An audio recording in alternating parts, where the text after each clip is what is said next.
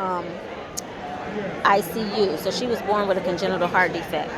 And so we lived at the Ronald McDonald House for the first 5 months of her life because that was our top priority, her health. So, I mean, we could be there, right, at a moment's notice, be at the hospital or spend all day at the hospital or whatever.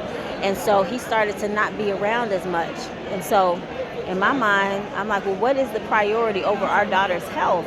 Now, he did have a job, but I knew his work hours, and he was gone, way earlier than he needed to be for work and stuff like that. And when I would question him about it, his answers made no sense to me.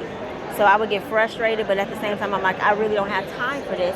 My daughter's in the hospital, you know what I mean? Our daughter's in the hospital. So, something started, I'm like, okay, exactly. So I started paying attention. And then after we moved back home from the hospital, it was at a time, I don't know how old you are, but it was at a time. Okay, so you probably don't remember flip phones? Yes, I do. Okay. So we both had the same phone. They weren't like all fancy like they are now. They looked exactly the same. And so I ended up, some weird text came in one night, and I was like, what? That didn't make any sense to me because I asked him about that, and it was a stupid response. So the next morning when I went to work, because he worked evenings, I worked in, a regular shift, I took his phone and left my phone, and he didn't know because they looked the same. So while I was at work, I ended up, a lady texted him something inappropriate. I ended up having a full conversation with this woman, found out he was having an adulterous affair, and she didn't know anything about me, didn't know he was married or anything like that. So I confronted him about it. He lied. He was going to take that lie to the grave until I told him her name.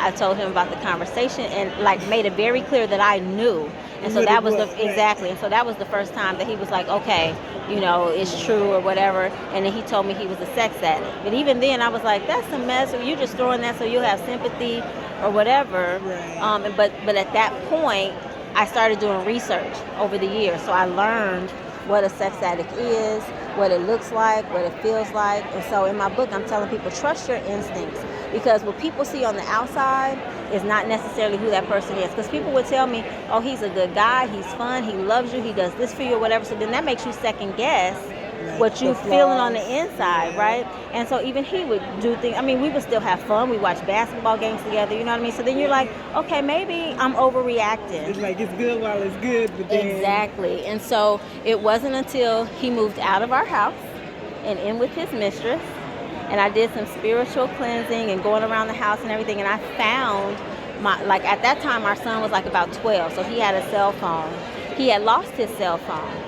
That cell phone wasn't lost. My husband had hid it up on top of this high bookcase, and I found it. When I found it, that's when I really understood what a sex addict was. There were thousands and thousands of hours of pornography, inappropriate text messages, inappropriate photos. It was astronomical.